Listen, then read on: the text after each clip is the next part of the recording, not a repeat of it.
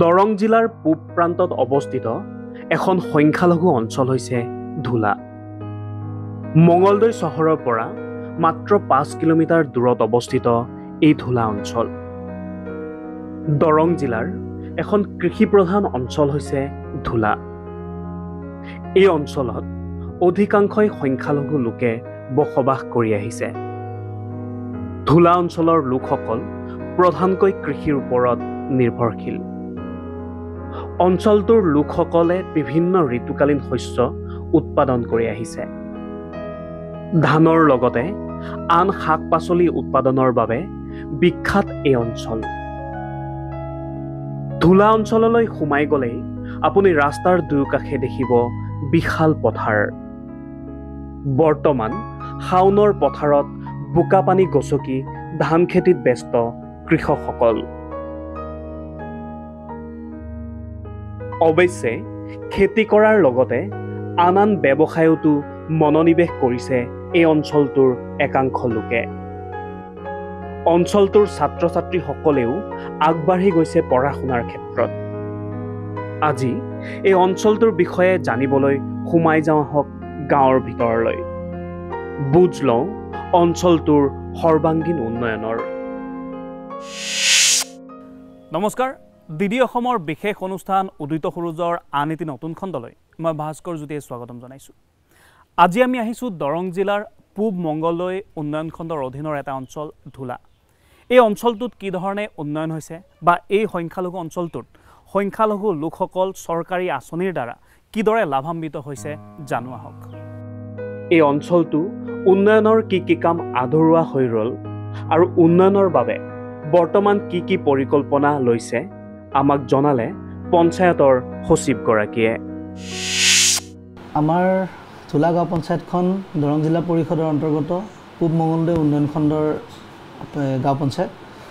এতিয়া আপোনাৰ ধুলা গাঁও পঞ্চায়তৰ অন্তৰ্গত আমাৰ বৰ্তমান 15 ফাইনেন্স যিটো আমাৰ কমিশ্যন 15 ফাইনেন্স কমিশ্যন বৰ্তমান সেইটো চলি আছে। ইতিমধ্যে আমি 20-21, 21-22, 22-23 আৰু 23-24 আমি ইনষ্টলমেণ্ট ৰিচিভ কৰিছোঁ। সেইখিনিৰে আমাৰ বিভিন্ন ধৰণৰ আঁচনি ৰূপায়ণ কৰা হৈছে। তাৰ পৰা আমাৰ টাইড আনটাইড দুটা ইনষ্টলমেণ্ট থাকে। টাইডৰ কাৰণে আমাৰ যিখিনি আমাৰ JJMৰ আঁচনি আছে, চেনিটেশ্যন পৰ্চন আছে, সেনেকৈ আমি গাইডলাইন মতে আমাৰ কামখিনি কৰা হৈছে। আৰু আপোনাৰ আনটাইডৰ কাৰণে যিখিনি আমাৰ উন্নয়নমূলক আছে, আমাৰ গাইডলাইন অনুসৰি ধৰক স্কুলৰ আপোনাৰ মেৰামতি, অংগনবাদী মেৰামতি, বাউণ্ডাৰী ৱাল, স্কুলৰ boundary wall, health primary centre, ৰাস্তা ঘাট আৰু আপোনাৰ যিটো আমাৰ খোৱা পানীৰ যিটো আমাৰ য'ত নেকি আমাৰ স্কুল পৰ্যায়ত অলপ প্ৰয়োজন হয় সেইখিনি আমি ৰূপায়ণ কৰিছোঁ। আৰু তাৰপিছত আমাৰ MGNৰেগা আছে। MGNৰেগা আঁচনিৰ অধীনত আমাৰ যিহেতু মোৰ এইটো চৰ অঞ্চলত ৰাস্তা ঘাট খুবেই বেয়া। ৰাস্তা ঘাটৰ আপোনাৰ MGNৰেগা দি ৰাস্তা ঘাট বহুত উন্নতিকৰণ কৰা হৈছে। আমি পেভাৰ্ছ ব্লকৰ ৰাস্তাও কৰিছোঁ লাহে লাহে ক্ৰমান্বয়ে। তাৰপিছত আহি গ'ল আমাৰ PMAYG যিটো আমাৰ চৰকাৰী আৱাস গৃহ। তো PMAYGত আমাৰ ইয়াতে এতিয়ালৈ 3293খন ঘৰৰ আমাৰ টাৰ্গেট আহিছে। তাৰ ভিতৰত আমাৰ 2432টা আমাৰ ঘৰ কমপ্লিটেড আৰু এতিয়া আমাৰ নতুন টাৰ্গেট আছে 958। সেইখিনি আমি বৰ্তমান চেংচন দিয়া প্ৰচেছ কৰি আছোঁ, চেংচনৰ কাম কৰি আছোঁ। আৰু সেইখিনি আমি অতি সোনকালতে আমি ফাৰ্ষ্ট ইনষ্টলমেণ্টটো আমি ৰিলিজ কৰিবলৈ আমাৰ প্ৰক্ৰিয়া চলি আছে। সেইখিনি আমাৰ দৰং জিলা পৰিষদৰ আমাৰ CO ছাৰৰ তত্বাৱধানত গোটেইখিনি কাম সুকলমে বৰ মানে ফাৰ্ষ্ট হেৰিত স্পীডত মানে কামখিনি আমাৰ চলি আছে বৰ্তমান। আৰু এগ্ৰিকালচাৰৰ পৰা তেওঁলোকে বিভিন্ন ধৰণৰ আঁচনি, তেওঁলোকে PM কিষাণ হওক, আপোনাৰ প্ৰধানমন্ত্ৰী ফচল বীমা যোজনা, তেওঁলোকে বীমা কৰি কিনেও তেওঁলোকে লাভান্বিত হৈছে খেতিয়কসকলে। আমি বৰ্তমান উপস্থিত হৈছোঁ পূব মঙলদৈ খণ্ড উন্নয়ন বিষয়াৰ কাৰ্যালয়ত। আহকচোন খণ্ড উন্নয়ন বিষয়াগৰাকীৰ সৈতে আমি কথা পাতোঁ আৰু বুজ লওঁ এই অঞ্চলটোৰ বিষয়ে।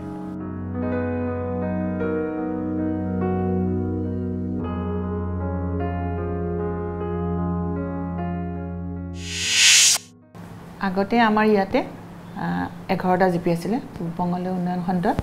আৰু যেতিয়া আমাৰ আফটাৰ ডেলিমিটেশ্যন হ'ল, ইয়াৰ পিছত আমাৰ 10টা গাঁও পঞ্চায়ত হ'ল।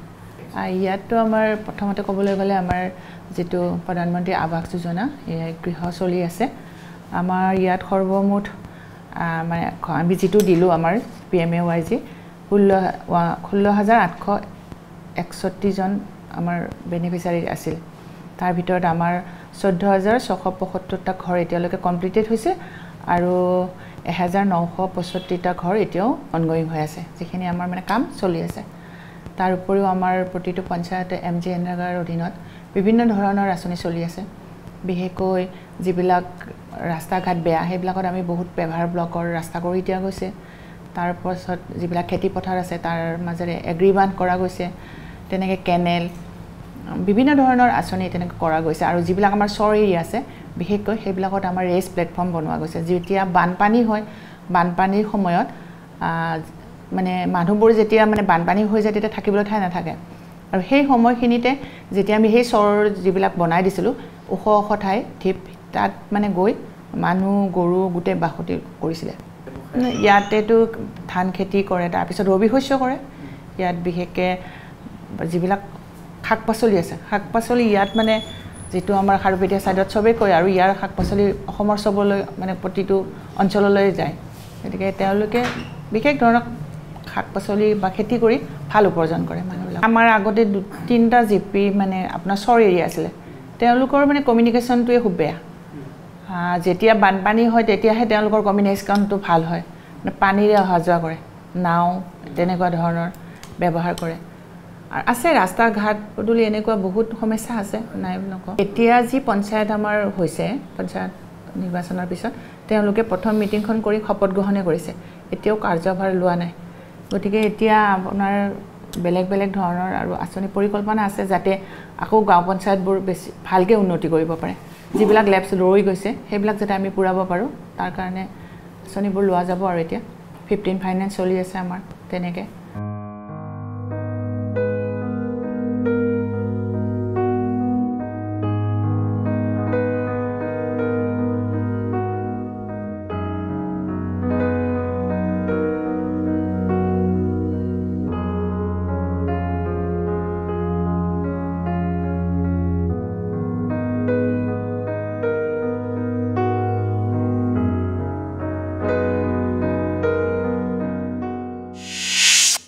আমি বৰ্তমান উপস্থিত হৈছোঁ ধুলা গাঁও পঞ্চায়তৰ অন্তৰ্গত এখন গাঁও হৈছে সেয়া হৈছে টাংনিঝাৰ আৰু টাংনিঝাৰৰ এঘৰত আমি উপস্থিত হৈছোঁ যিয়ে প্ৰধানমন্ত্ৰী আৱাস যোজনাৰ গৃহ লাভ কৰিছে আমি তেওঁলোকৰ সৈতে কথা পাতিম কিছু পাতিব বিচাৰিছোঁ আপোনাৰ নামটো মোৰ নাম মোহাম্মদ গিয়াছুদ্দিন আহমেদ হয় ঘৰ কেতিয়া পালে ঘৰ 24ত পাইছোঁ 24ত পাইছে আগতে আপোনাৰ কি ঘৰ আছিল খেৰী ঘৰত আছিলোঁ খেৰী ঘৰ আছিল তেতিয়া চৰকাৰৰ পৰা যেতিয়া ঘৰটো পালোঁ তেতিয়াৰ পৰা অলপ ভাল লাগিছে থকাৰ সুবিধা হৈছে সেইকাৰণে মানে আছোঁ আৰু কেনেকৈ আপোনাৰ পৰিয়াল কিমান পৰিয়াল আমি 5জন মানুহ কোন কোন আছে ৱাইফ আছে আৰু 3জনী ল'ৰা ছোৱালী আছে পঢ়া শুনা কৰি আছে এই ঘৰটো এতিয়া সম্পূৰ্ণ হোৱা নাই মানে হৈয়ে গৈছে অলপ বাকী আছে আৰু কি হৈয়ে গৈছে গোটেইখিনি হৈয়ে গ'ল খালি এই খিৰিকী চিৰিকীবিলাক লগালে মানে থাকিব পৰা হ'ব সেইটো আপোনালোকে কেতিয়া এই ঘৰটোত সোমাম বুলি ভাবিছে এই বেছি দিন নাই মানে মিস্ত্ৰী অহাৰ কথাই আৰু কি হ'বয়ে মানে এসপ্তাহৰ ভিতৰতে ঘৰটো বাই কেনেকুৱা আপোনাৰ ভাল লাগিছে আমাৰ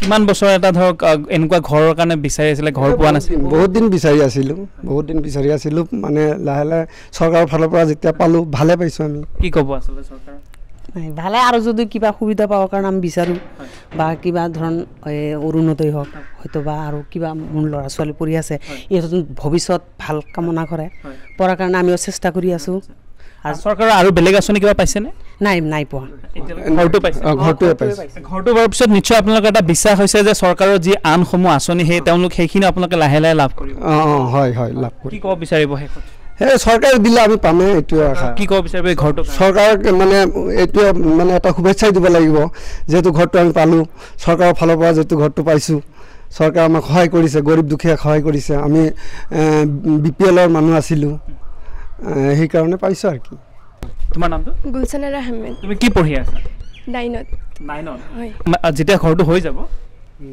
ভাল হ'ব পঢ়িবলৈ ন হয় তুমি নেক্সট ক্লাছ 10 পাবা হয় কেনেকুৱা চলিছে পঢ়া ভালকৈ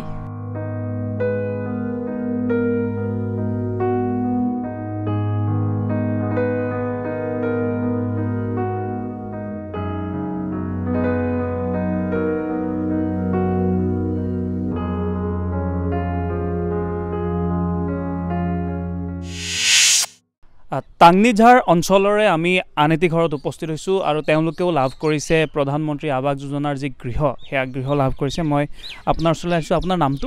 সবেদা বেগম। সবেদা বেগম। ঘৰটো কেতিয়া পালে? 3 বছৰ হৈছে। 3 বছৰ হৈছে। আচ্ছা, ইয়াৰ আগত কেনেকুৱা ঘৰ আছিল আপোনালোকৰ? কাঁচা ঘৰ আছিল, ভাঙা ঘৰ। তাৰপিছত চৰকাৰে দিলে। এতিয়া কি কয়, ভাল লাগিছে নাই? ভাল হৈছে। কেইটা ৰুম আপোনালোকৰ ঘৰটো? 2টা। এতিয়া ঘৰত আছে? ঘৰ আছে। পৰিয়ালত কোন কোন আছে? পৰিয়ালত মোৰ ছোৱালী 4টা। ছোৱালী 4টা? ল'ৰা নাই। আচ্ছা, এতিয়া ঘৰটোত ধুনীয়াকৈ সুন্দৰকৈ গোটেই পৰিয়ালটো আছে? আছে। কি ক'ব বিচাৰিব চৰকাৰক, কি ক'ব বিচাৰিব? আপোনাক এটা সুন্দৰ ঘৰ দিছে। মোক ঘৰ দিছে, মোৰ ভাল লাগিছে।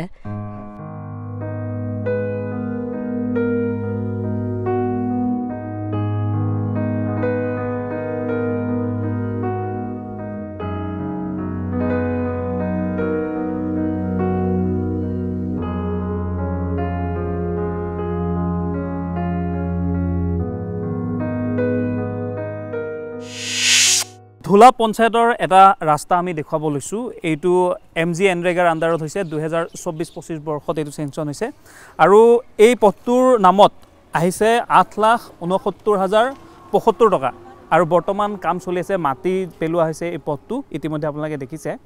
আৰু এই পথটো আৰু কিছুদিন পিছতে হয়তো সম্পূৰ্ণ মাটি পেলোৱা হ'ব আৰু এইদৰে এই সংখ্যালঘু অঞ্চলটোত উন্নয়নৰ কাম অহৰহ চলি আছে।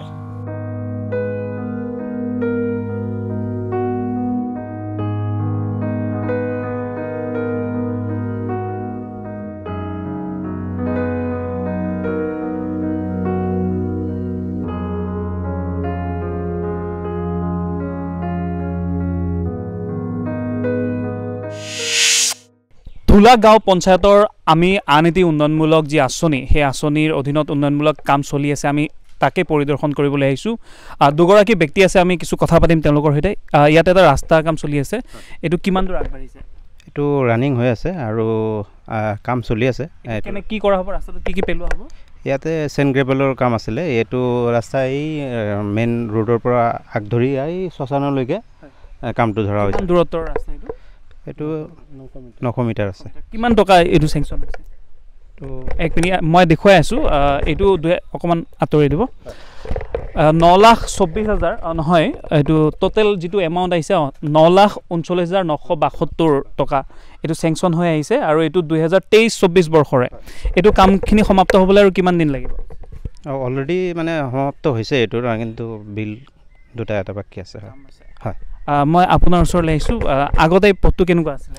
আগতে এই পথটো বহুত বোকা হৈ আছিল। আমি এম্বুলেঞ্চ সোমাব পৰা নাছিল, চাইকেলো সোমাব পৰা নাছিল। এতিয়া অসমৰ মাননীয় মুখ্যমন্ত্ৰী ডাঙৰীয়া বাগানৰ কাৰণে MG এনৰেগা আণ্ডাৰত জব কাৰ্ড হোল্ডাৰক কাম দিয়াৰ বাবে আমি এই ৰাস্তাটো পালোঁ। আমি এতিয়া ৰাস্তাৰে ভালকৈ খোজকাঢ়িব পাৰোঁ, এম্বুলেঞ্চ আহিব পাৰে।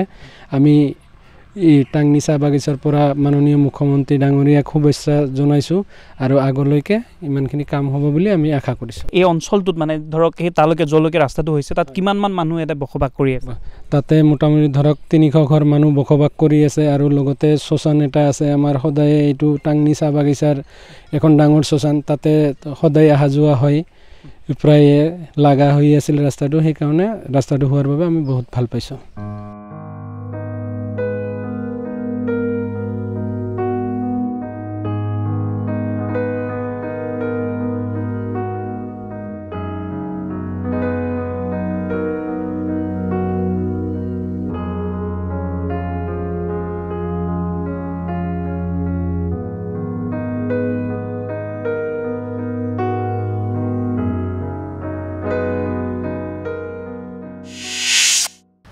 বৰ্তমান আমি আছোঁ ধুলা উচ্চতৰ মাধ্যমিক বিদ্যালয়ৰ চৌহদত।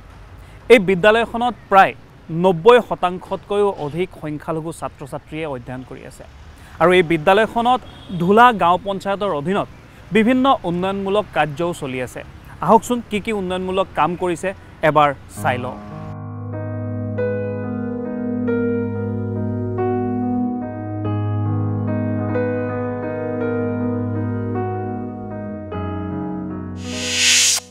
এই বিদ্যালয়খনৰ এটা উন্নয়নমূলক কাম দেখুৱাব বিচাৰিছোঁ। এইখন বাউণ্ডেৰী ৱাল, এই গোটেই চৌহদটোত বাউণ্ডেৰী ৱাল দিয়া হৈছে। পঞ্চদশ বিত্তীয় আয়োগৰ অধীনত এই বাউণ্ডেৰী ৱালখন নিৰ্মাণ কৰি থকা হৈছে।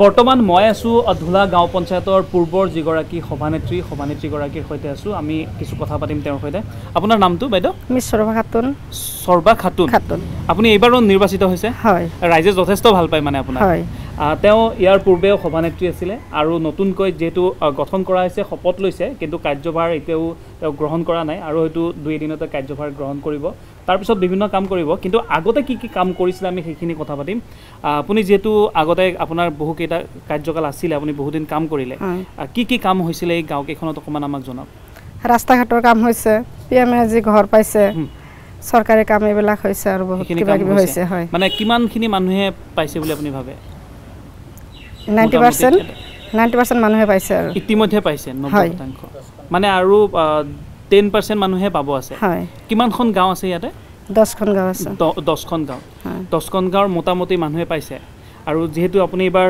নতুনকৈ নিৰ্বাচিত হৈছে এইবাৰ কিবা পৰিকল্পনা আছে নেকি কি কাম কৰিব হয় যিখিনি বাকী আছে ৰাস্তা ঘাট মানুহে পিএমজি ঘৰ এইবিলাক আৰু ৰাইজৰ সহায় সহযোগিতা কৰি গাঁওখন উন্নতি কৰিম বুলি ভাবিছে আৰু মানে গোটেই ব্লকটোৰ উন্নয়নৰ কাৰণে হয় ইয়াতে বিশেষকৈ আপোনালোকৰ যিখিনি লোক আছে ইয়াতে আপোনাৰ 10খন গাঁও তেওঁলোকে মূল কাম কি মানে খেতি কৰে নে তেওঁলোকে খেতি কৰে চাপৰি অঞ্চল কি খেতি কৰে ধানৰ খেতি কৰে ধানৰ খেতি বেছি হয় ইতিমধ্যে আমি পূৰ্বৰ যিগৰাকী সভানেত্ৰী আছিলে তেওঁৰ সৈতে কথা পাতিলোঁ আৰু তেওঁ বৰ্তমানো ধুলা গাঁও পঞ্চায়তৰ সভানেত্ৰী হিচাপে নিৰ্বাচিত হৈছে ইতিমধ্যে তেওঁ আমাক জনাইছে যে যোৱা বৰ্ষটোত তেওঁ যোৱা কাৰ্যকালত প্ৰায় 80ৰ পৰা 90% কাম কৰিবলৈ সক্ষম হৈছে আৰু বৰ্তমান তেওঁ শপত গ্ৰহণ কৰিছে কিন্তু কাৰ্যভাৰ এতিয়াও গ্ৰহণ কৰা নাই কিন্তু তাৰ পৰিৱৰ্তেও এটা কথা ক'বই লাগিব যে বিভিন্ন পৰিকল্পনা তেওঁ হাতত লৈছে যাতে যিখিনি বাকী ৰৈ গ'ল বিগত কাৰ্যকালত সেই কামসমূহ সম্পূৰ্ণ কৰিব পাৰে তাৰে পৰিকল্পনা তেওঁ হাতত লৈছে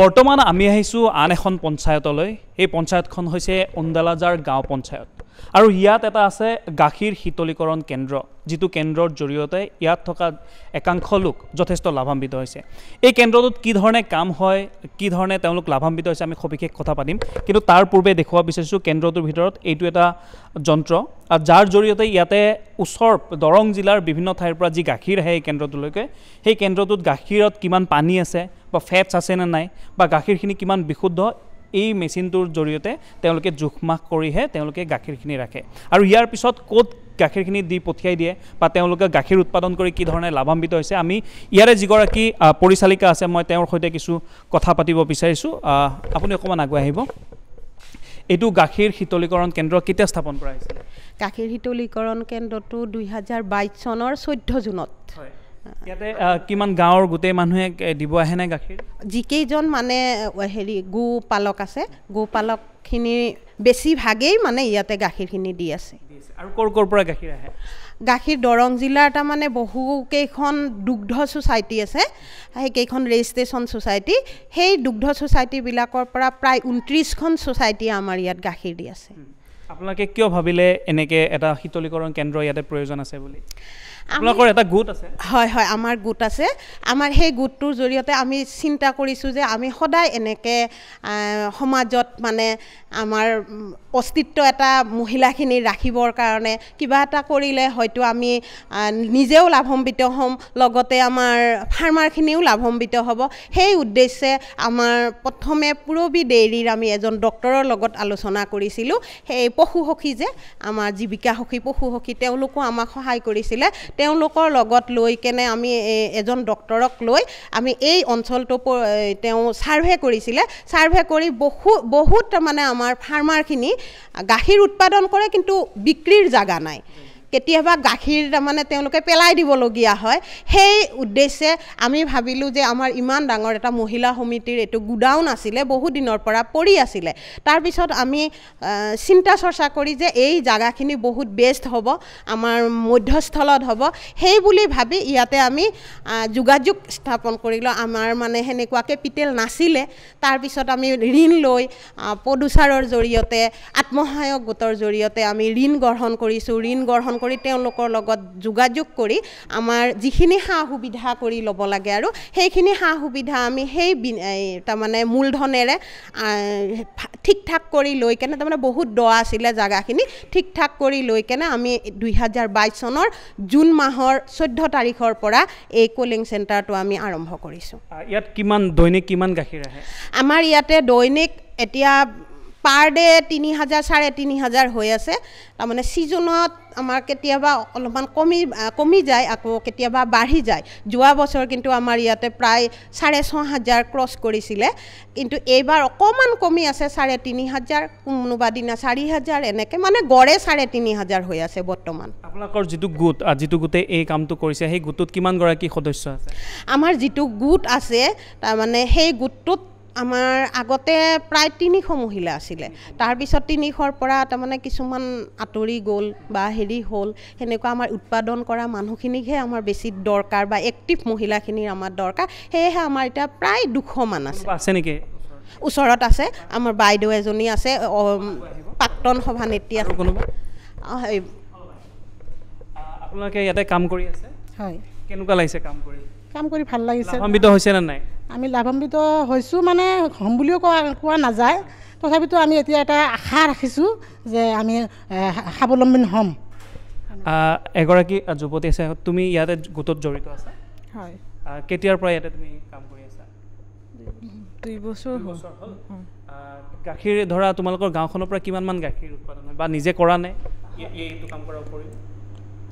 মই নিজে ইমান জড়িত নাই বাৰু, পঢ়া শুনাৰ লগতো আছোঁ, ইফালে মোৰ আৰু এক্সট্ৰা কিবা আছে, সেইকাৰণে সিহঁতে আছে আৰু সিহঁতে বেছিকৈ জানিব। মই পৰিচালিকাগৰাকীৰ ওচৰত আহিছোঁ। বাইদেউ অকণমান ইফালে দেখাই দিব, কোনটোত কি ধৰণে কাম হয় আপুনি দেখুৱাব পাৰিবনে? এইটো যদি আমাৰ দেখুৱাবলৈ সক্ষম হয়। আমাৰ গাখীৰটো যেতিয়া নেকি আমাৰ আহে তেতিয়া আমি ৱেট মেচিনত ৱেট কৰি লৈ ইয়াতে আমি ঢালি দিওঁ।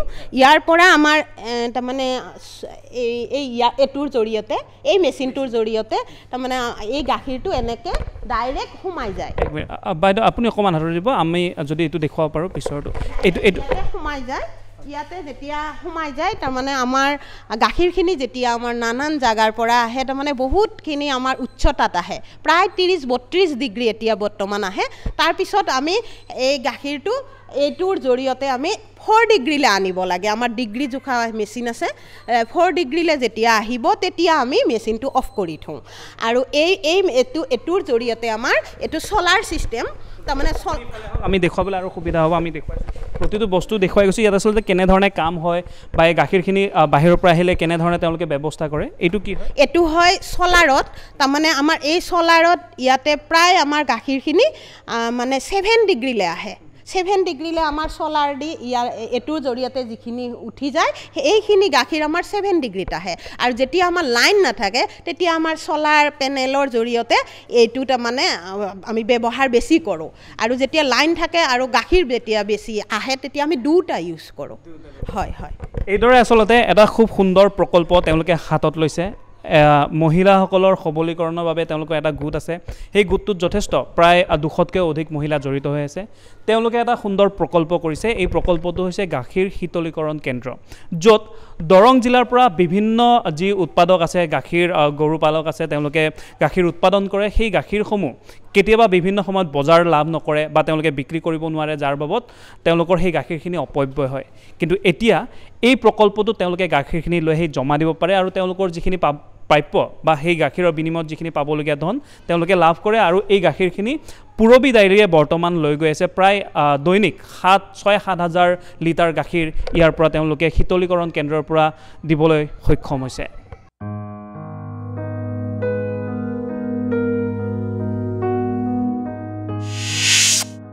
পূব মঙ্গলদৈ উন্নয়ন খণ্ডৰ অধীনত 11টাকৈ গাঁও পঞ্চায়ত আছে। এই 11টাকৈ গাঁও পঞ্চায়তৰ আমি কেইবাটাও পঞ্চায়তৰ উন্নয়নৰ বুজ ল'লোঁ। যথেষ্টখিনি উন্নয়নৰ কাম ইতিমধ্যে হৈছে, বহু লোক লাভান্বিত হৈছে। বৰ্তমান নতুনকৈ গঠন কৰা হৈছে পঞ্চায়ত, গাঁও পঞ্চায়ত, আৰু তেওঁলোকে দায়িত্বভাৰ লোৱাৰ পাছতেই নতুন নতুন পৰিকল্পনা কৰিব আৰু এইদৰে উন্নয়নৰ যি মাপকাঠি আগবাঢ়ি গৈ থাকিব। ইয়াৰ লগে লগে মই ভাস্কৰ জ্যোতিয়ে আমাৰ এই বিশেষ অনুষ্ঠানৰ পৰা বিদায় লৈছোঁ। ধন্যবাদ।